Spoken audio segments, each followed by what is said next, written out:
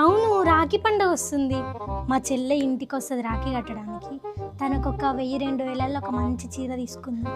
1000-2000 అంటే మరీ చీప్ అయిపోతుందేమో. ఒక 5000 పెట్టి చీర తీసుకుందాం. నా చెల్లె సంతోషపడుతుంది. ఏమే, మా చెల్లి రాఖీ కట్టడానికి వస్తుంది కదా, ఒక 5000లో చీర తీసుకుందాం అనుకుంటున్నాను. మళ్ళీ చీర తీసుకోబుద్ది అవుతలేదు, ఎప్పుడు చీరలు తీసుకుంటున్నాం కదా, ఒక 10,000 చేతికిద్దాం. హలో అన్న, మన షాప్లో రాఖీలు వచ్చినాయే.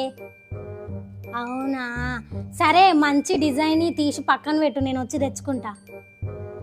100 రూపాయలు, 100 కింద ఏం లేదు, ఓ 10-20 రూపాయల మంచి తీసి పక్కన పెట్టు, ఓ 10-20 రూపాయల మంచి తీసి పక్కన పెట్టు, నేను వచ్చి తెచ్చుకుంటా. 100 రూపాయలు, 100 కింద ఏం లేదు, ఓ 10-20 రూపాయల మంచి తీసి పక్కన పెట్టు.